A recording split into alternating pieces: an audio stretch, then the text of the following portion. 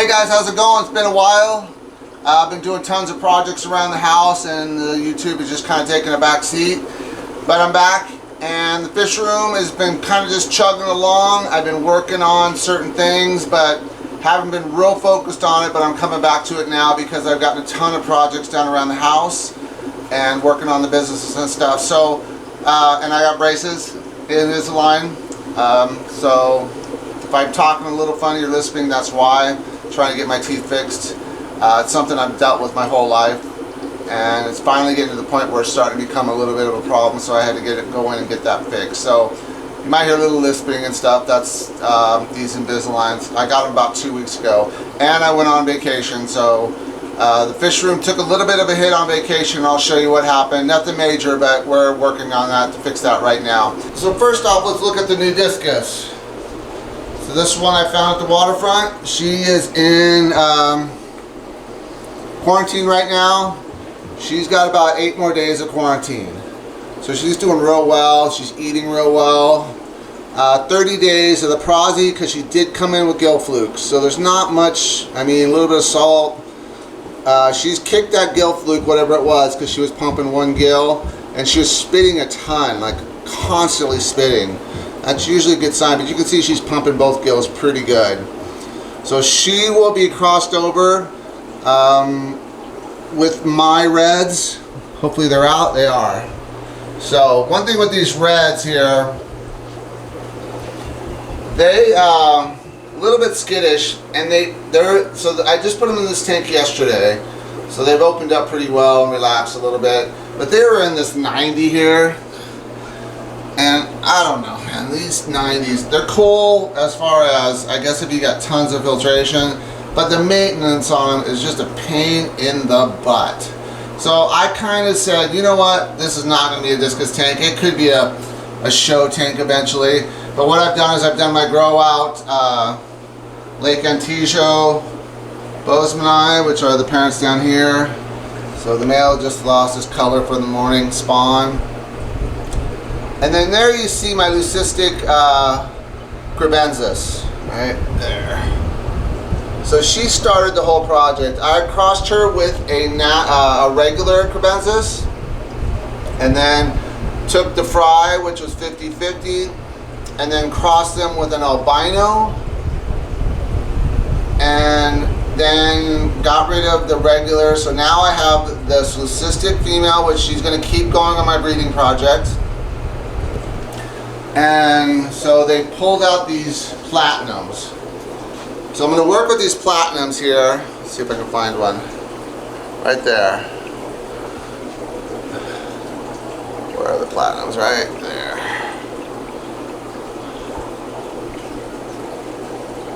There he is. So those platinums. So now that I just have platinum, leucistic, and then this is my albino Kribensis. So I'm just trying to figure out the genetics. So she just had, she has in her little cup. So that's the albino. So now I'm going to start crossing all those back and seeing if I can get a pure strain. Here's another one of the platinums. So pretty happy about that. So I figured out kind of how that works. Now, I'm not a geneticist or a scientist or anything like that. It's just something I am trying to figure out for the Discus. Now these are the guppies that I have. Let's see if I can find a good one. So I'm trying to get rid of the derpiness in the guppies. This is a pretty cool one here. So it's got that Dumbo. Come on, focus. Focusing on the sponge filter. Where is one? And so what I did is I took them and I actually bought some expensive guppies to try to get their genes, and they didn't last long because I don't treat these guppies. They've been treated once with lamisol to get rid of any camellinus redworms. Let's see if I can see. There's a good one right there. So that's kind of what I'm trying to get out, is that guy right there. And there's a ton. So then what I did is I crossed them with the Endlers. So I found these wild Endlers locally. So you can find one. There's not many left because I only picked out a couple that I liked.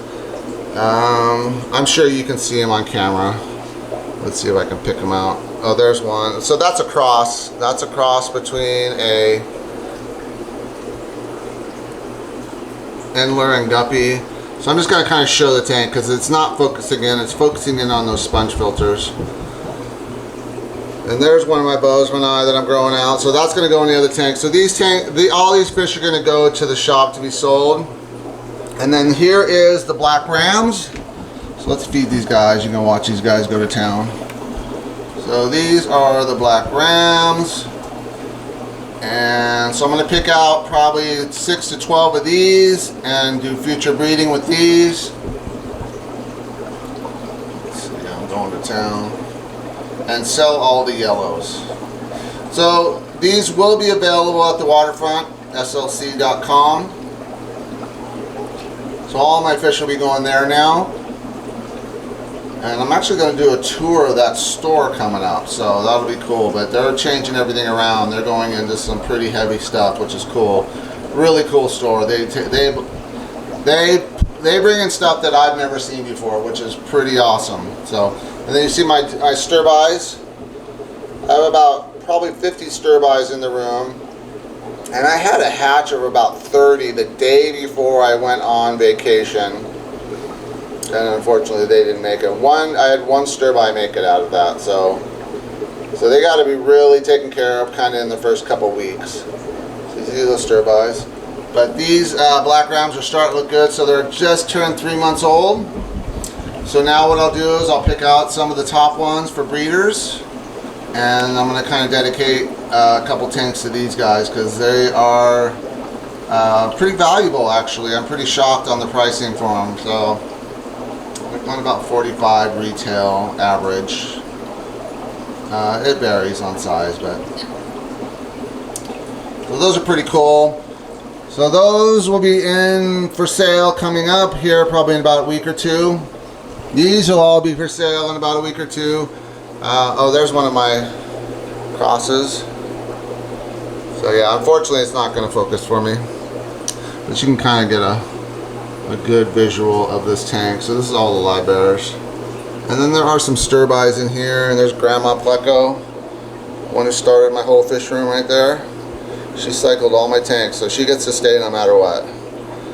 And there's an older stir-by, a whoopsie daisy I found. And there's probably about 20 stir-by in here. They just like to hide, and they go inside these sponge filters and go down in those cubbies, but so do the Kribensis, so they like to hide. Okay, and then so let's go with these guys. These guys have been spawning. So 2 spawns out of these guys, have not raised them yet, which is fine. It's gonna take a while. They're hungry, they haven't eaten yet today. And these guys have spawned twice and haven't taken care of. The last spawn I thought they were going to, but I came in the morning and they ate the eggs, so. And that could have been my fault, maybe I didn't feed them good enough. Okay, the wilds. So this guy came home from vacation, the one on the left, he stopped eating. Did a treatment of Metro and he pulled right back and now he's eating again. So he probably stopped eating for about 7 days. And then you see my big red here. So all the other fish in here are fine. But this guy right here, I came and I wasn't really looking. I started looking in the tank a little closer. You can see his finnage, a little dark. He has some kind of fungal on him, or it couldn't be it because it's way too hot in that tank, but I mean it could be a bacteria, but he's got a little bit of a growth on him. So he's being treated. It's a second day of treatment, so he's going to be fine. I've dealt with way worse on Discus than that, so that's not even an issue. And he's kind of pumping one gill too, so, but that could be because of the medication, so I'm not going to stress out about that. But he's eating really well. You can see he wants food, but you see that this is the same fish as this, and look at the color. So he's a little stressed out. But besides what's on his skin, he's looking good. So they're in a salt treatment, and Icex and erythromycin, because that covers most of the gram-negative, gram-positive, so whatever it is will be taken care of. And it could take up to 7 days. The rest of the fish are pumping all their gills, so that could be just a stress thing for him. It might be a fluke, but... And they pretty much live with the flukes, so unless they get out of control. But it's probably stress. Alright? So they're looking good. These guys are growing. I hope this is a pair. I don't know. I mean, he was sick, so I don't know. Could be, could not be.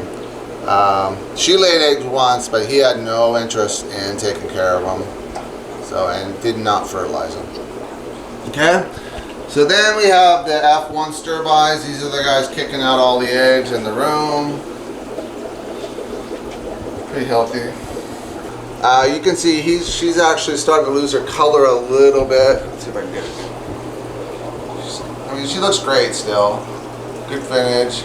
And you know, the thing is he's a little bit of a butthead, but that's typical. But especially with the black rams, they are just nightmare. So as far as aggression, these are the least aggressive, but still very aggressive of all the rams I've had. So, and I've bred them all. I've bred the blues, I've bred the Germans, I've bred the golds. The blacks are my favorite just because of, I just like their uniqueness, so they're pretty cool. And so these guys, these tanks here are going to be set up for my rams I'm going to pick out. So they're being conditioned right now with heat and everything, getting those things ready. And this will be the other one. So those will be, I'll probably put 6 in that one and 6 in that one. So this tank is all my leftover plecos. So I'm going to kind of just do a hodgepodge of plecos in here, all the ancestras. And then down here I have clown plecos, and this is kind of just an overflow of ancestras, clown plecos, extra stir-bys, stuff like that. So this will be kind of put together probably with this tank. I will keep the Bozemanite separate because I always want to have those in separate tanks. So here's the thing with the Bozemanite, just one of my favorite fish, but the problem is the grow out time. It takes about a year. So you see this little male right here. So if I grow them out to a male and sell them on trios, I get about $75 a trio. But this looks very female heavy. Now I see another male. So there's probably 2 or 3 males. Obviously the males are the money, but when you sell them with the males with 2 females, people can think of future breeding. And they're really easy to breed. They're not hard to breed, just very, very time consuming. So this is how I do this now, is I kind of just put them in a tank and let them sit.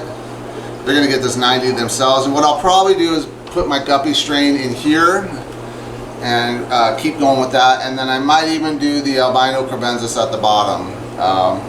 So I'm not sure, and do that breeding project in here with the albino leucistic and the melanistic. Well, I'm going to try to get melanistic. That's my goal with the Kribensis, which I don't know if it's possible, but that's my next goal I'm going to try to do with the melanistic. So black Kribensis, I think that'd be cool. And down here, what I've done with the super reds is I kind of let them just do their thing now, because I've tried to pull them and I haven't been real successful doing that. So you see there's babies everywhere up in the corner. So I kind of let them just lay their eggs, and the ones that survive, survive. It just seems that I get a better return by just letting them stay in this tank and do their thing. And then I just do top off water changes, so I don't really suck the bottom, but they're constantly breaking that down and putting it in the filter. So that's a big male. There's a female. And there's 2 females, so a male and 2 females. So opposite of what there should be, as the industry says or the internet says, but I don't listen to that anyway. So it's been a long month working on the home, working on the business.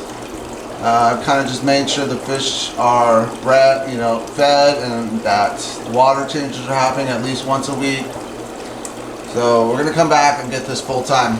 The channel's actually been growing while I'm gone, which I'm pretty amazed. I mean, my numbers are down, but my subscribers are still coming in. So I'm close to 600, so if you're watching this and you can get me up to 600, I really appreciate it. All right, guys, take care. Have a great one. Bye.